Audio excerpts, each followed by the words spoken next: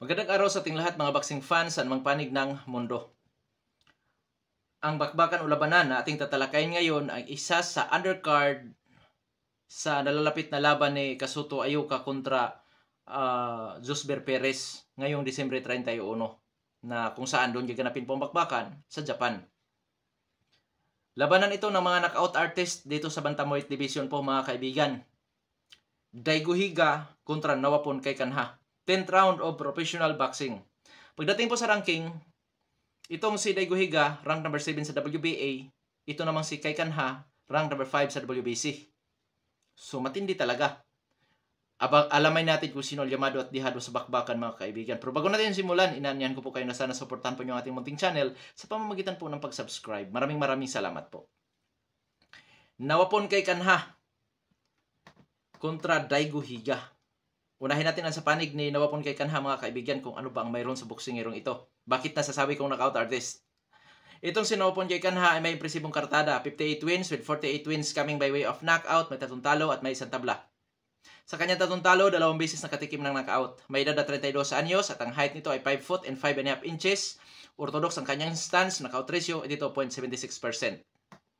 Huling lumaban, Agosto 25, 2023, nakalaban niya ang dating world title challenger na si Vincent Astro Labio, na kung saan talo itong si Nawapon Keikanha sa laban kontra Astro Labio by 11th round technical knockout.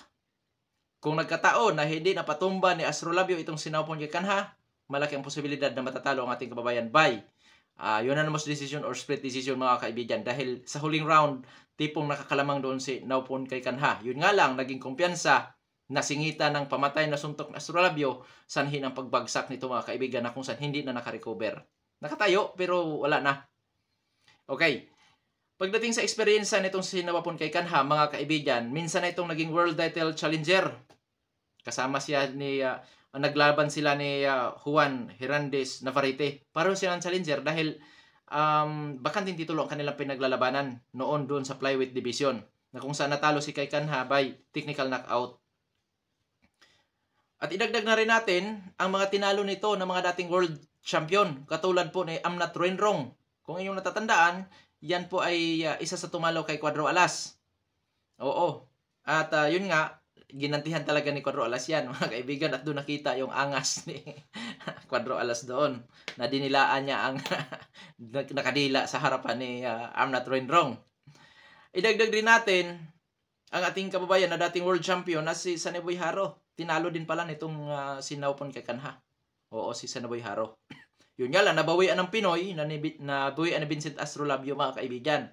Talagang brutal din ang pagbagsak ni Nawapon Keikanha dahil nag-swimming siya siya sa luna mga kaibigan. Talagang dapa, hindi nakatukod, una mukha. Ganun pa man, nakatayo pa man siya pero wala na talaga. At idagdag na rin natin, sa dekalibre nakatapat nito, bukod kay Astro Labio, ay si Jason Moloney, nakasalukuyan WBO world title holder dito sa Bantamweight Division. Na isa sa tumalo naman kay Vincent Astro Labio po mga kaibigan. Kaya kung sa karanasan na rin lang tayo, medyo malalim na ang karanasan nitong si Nawapon Keikanha.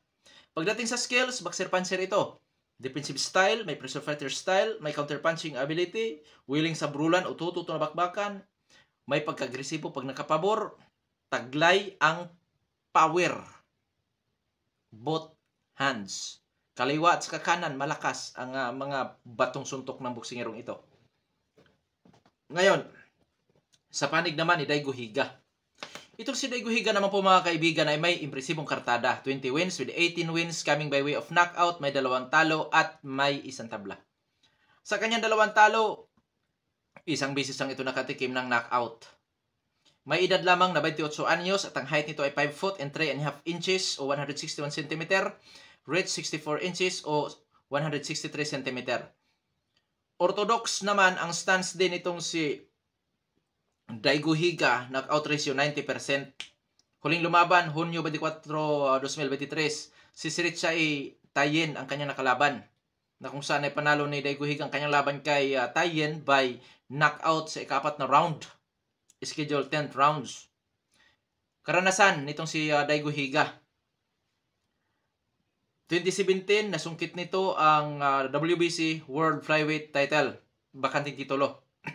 Nakalaban niya si Juan Hernandez na kung saan panalo si Higa by 6-round knockout or technical knockout. Nakalaban din nito si Moises Fuentes, kung yung natatandaan, nakalaban ito ni Donnie Nietes. At noong 2018, unang nalasap ni Daigo Higa ang pagkatalo sa pamamagitan ng technical knockout sa ikasiyam na round. Nakalaban niya si Christopher Rosales na kung saan nakataya ang WBC World Flyweight title bakante. Yun ang kaunahang talo ni Higa. At nag-comeback fight ito mga kaibigan noong ng 2020. So kung hindi ako nagkakamali, 2 taong hindi lumaban itong si Higa mga kaibigan. Sa kanyang comeback fight, lumalaban na siya sa bantamweight division. Nakalaban niya si Yoke Strong Kobayashi. Nakataya ang WBO Asia Pacific bantamweight title na kung saan sa kanyang comeback fight mga kaibigan, naipanalo niya ang laban by knockout sa ikalimang round. Isipin mo gano'ng katindi, 2 years na hindi napapalaban. Pero nung kanyang comeback fight, ni-knockout na si Kobayashi. 2021, nakalaban niya kapwa Hapon na si Ryosuke Nishida, nakataya ang WBO Asia Pacific, na kung saan doon, sa kanyang unang pagdepensa sa naturang titulo, natalo naman siya by unanimous decision. Comeback fight noong 2022, nakalaban niya ang ating kababayan na si Froilan Saludar, na kung saan ay panalo ni Daigo Higa ang kanyang laban kontra Saludar by split decision. Pagdating sa skills nitong si Daigo Higa, boxer puncher din po ito mga kaibigan. Defensive style, pressure fighter style, may counter punching ability, willing sa brulan, natututo na bakbakan, may pagka-agresibo din. May footwork din ito na kung saan kaya niyang ipanatili ang kanyang distansya sa kanyang makakalaban. At taglay ang power mga kaibigan. Epektibo ang kanyang galawan sa long range at mid range po mga kaibigan. Maging sa close range dahil boxer puncher nga po ito. Pero pag dating sa pagbato ng suntok, medyo malalayo ang pinanggagalingan po mga kaibigan. Malayo ang pinagkukuhanan. Okay, comparison tayo. Pagdating sa edad, parehong nasa prime. Kasi pasok pa sa prime. Itong si Nawapon Keikanha, 32 years old lang ito. 28 naman si Higa. Height and disadvantage, mas matangkad po si Nawapon Keikanha ng 2.5 inches. Parehong orthodox. Pagdating sa knockout ratio, nakakalamang naman si Daigo Higa. 90% ang knockout ratio ni Daigo Higa, 82.76 naman ang knockout ratio ni Nawapon Keikanha. So, hindi makakalayo sa power mga kaibigan. Parehong knockout artist nga ito. Experience niya. Dating world champion sa flyweight division si Daigo Higa. Ito namang si Nawapon Keikanha, ang mga kinalaban tulad ni Astrolabio, tulad ni Jason Molone, alam naman natin na mga mga di-kalibring boxing hero din. Idagdag pa natin si I'm Not Wrong at yung ating kababayan din na dating world champion na si Saniboy Haro. So kung sa karanasan at sa uri ng nakakalaban mga kaibigan dito sa bantamweight division naman, sa tingin ko nakakalamang si Nawapon Keikanha.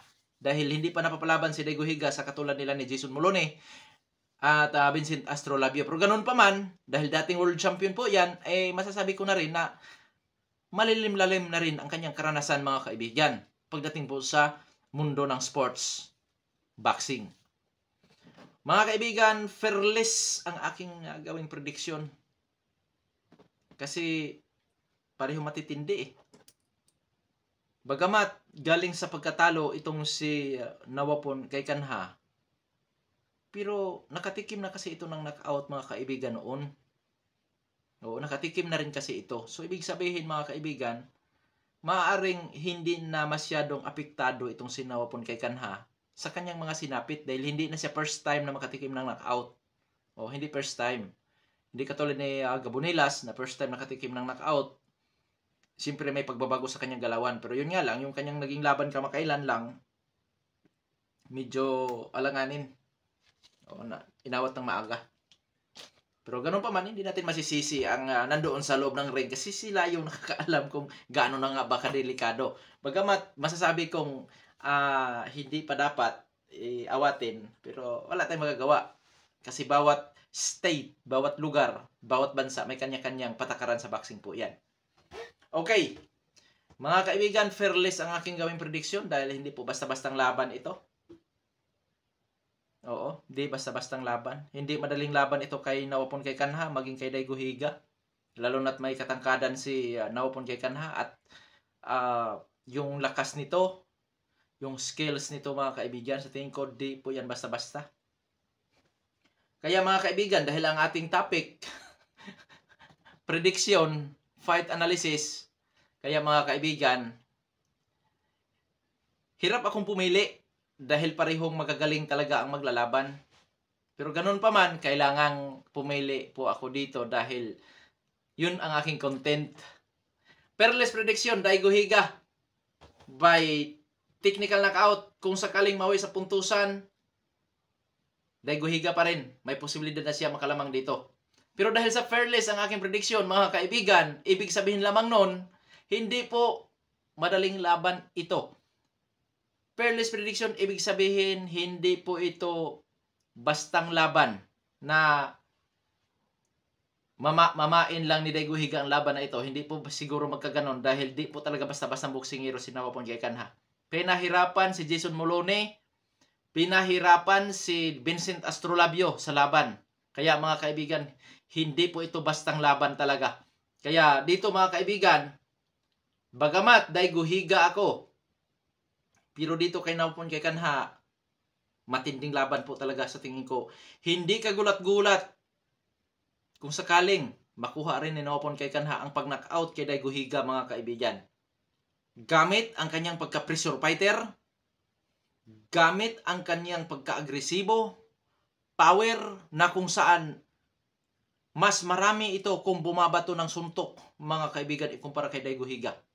Kaya dyan mga kaibigan, bagamat sa fearless prediction ko ay Daigo Higa, pero dito sa laban na ito mga kaibigan, hindi po talaga katakataka kung ma-knockout din si Daigo Higa dito kay Naopon kay Kanha. Dahil napakatindi rin po talaga na uring fighter itong si Naopon kay Kanha mga kaibigan. Kasi sa skills, kung sa skills naman tayo, hindi talaga napag-iiwanan itong si Naopon kay Kanha doon kay Daigo Higa. Oo, hindi po talaga napag-iiwanan. Kung sa power naman tayo, hindi rin po napag-iiwanan itong si Naopon kay Kanha. Isa sa disadvantage lang kay Naopon kay Kanha mga kaibigan, bagamat nasabi ko na baka hindi na apektado si Naopon kay Kanha doon sa kanya sinapit kay Astrolabio dahil nakatikim na rin naman siya ng knockout noon. Pero posible din na may iniinda pa rin itong si Naopon kay Kanha. Pwedeng magbabago ang kanyang galawan. Pwede ring mapasok na natin ito sa tinatawag na disadvantage para kay Naopon kay Kanha, ang kanyang naging huling laban. Pero ganun pa man mga kaibigan, hindi kagulat-gulat po talaga kung sakaling magawa ni Naopon kay Kanhang in-knockout si Daigo Higa. Sa skill, sa power, hindi po kasi nagkakalayo. At kung tutuusin, mas maganda pa kung bumabato ng suntok itong si Naopon kay Kanha. Hindi malayo ang pinanggagalingan ng suntok nito mga kaibigan. Yung hook niya, yan lang oh. Tapos yung body punches nito mga kaibigan, pareho kasing may power. Kaya mga kaibigan, malaking pagsubok ito sa magkabilang panig kay Daigo Higa at Naopon kay Kanha. Kaya kung hindi lamang prediction and fight analysis ang ating topic dito, 50-50 ito mga kaibigan.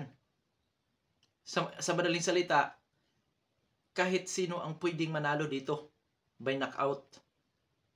Oo, pwedeng si Higa, pwede rin si Naopon kay Kanha. Ganon ka-close po mga kaibigan ang laban na ito mga kaibigan. Dahil matindi pong kalaban talaga itong si Naopon kay Kanha. Nasubaybayan ko kasi ang mga laban nito. Si Moloney kung hindi nagtatatakbo, hirap dito mga kaibigan. Si Astrolabio kung hindi naka one punch knockout at talo siya doon. Puntusan. Itong si Higa kasi mga kaibigan, pagka later rounds, medyo nagbabago eh.